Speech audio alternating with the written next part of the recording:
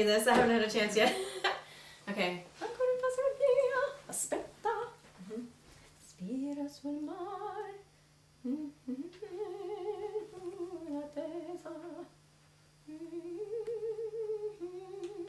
My name is Julia Coulmas, and I was trained as an opera singer. And now I am doing lots of different things with different groups and artists. One of them is a swing trio, but I still haven't forgotten my passion.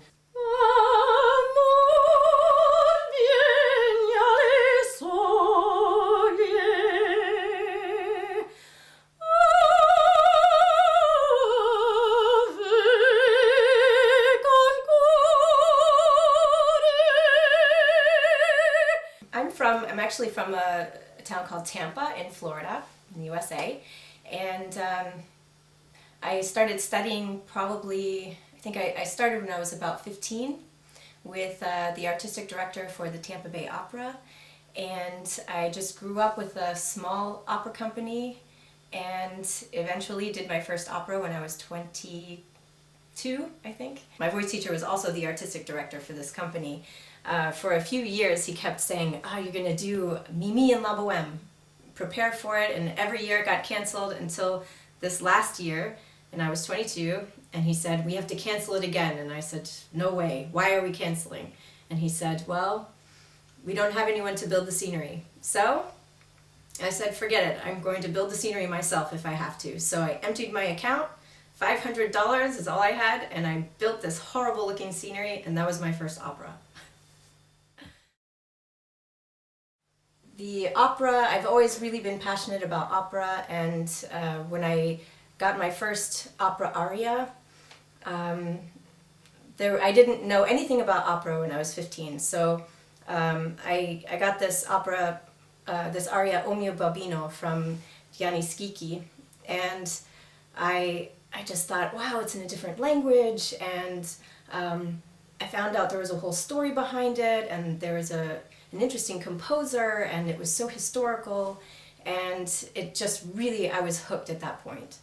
And so after that I just started studying, and I found myself, telling people I sang opera, and no one really knew what it was. It was always the fat lady that sung.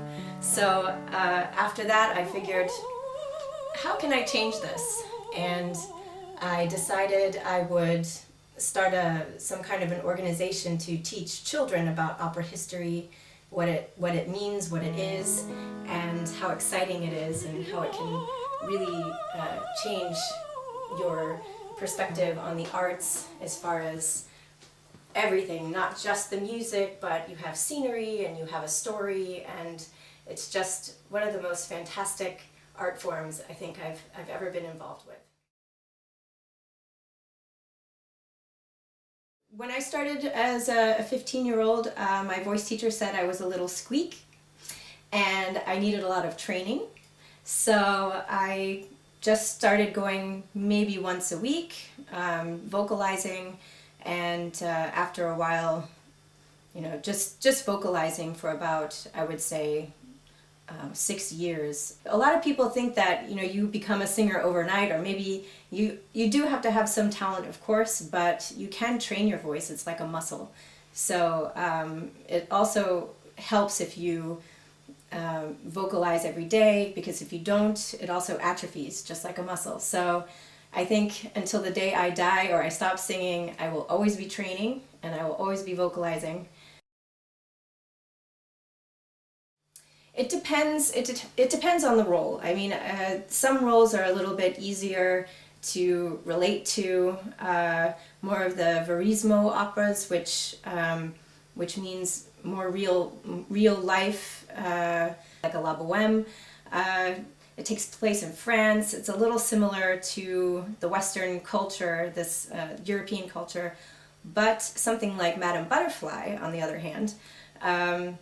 That's a little more difficult because that is a completely different culture. So, for example, the Madame Butterfly role, I had to read lots of books, and I met people who knew how to wear a kimono properly. I had a kimono model friend who showed me how to walk, and I really had to understand the culture and just little things like, you know, keeping yourself lower than the man, or how to laugh, or it's just little things that really make a big difference and turn you into a Japanese woman. A lot of it is in the music too. So a lot of the movement, there isn't one there isn't one sound or chord that doesn't have some kind of a reason behind it. So it's either you know, the plucking of a violin could be someone flicking water on someone's face, or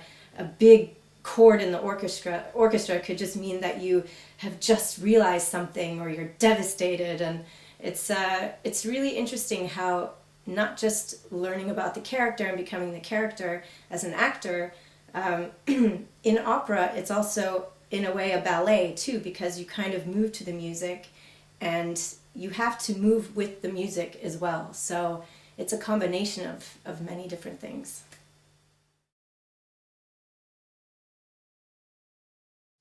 It's a way to express yourself, it's a way to communicate, it's a way to show beauty and talent, and I think anyone in the world can, if not make some kind of art, appreciate it, and it has such beauty. And I like all kinds of art. I like, of course, music and visual art. I love dancing, and I mean, I'm not the greatest dancer, but I just absolutely love to watch it. So I think it's just one big love. It's just a way for someone to pour their heart and soul into what they do, and to completely peel off the layers, you know, of yourself, and you are completely exposed, and you're showing your soul to people, and it's just it really touches so many when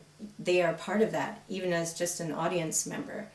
So I think that's really the attraction. I know there were so many times where I felt so down or depressed, or, you know, and all I had to do is just sit at a piano or turn on some music and, you know, sing, or get together with a piano player friend of mine, and it just, sometimes I would just cry because I needed this release. So it does a lot for people. It just does so much.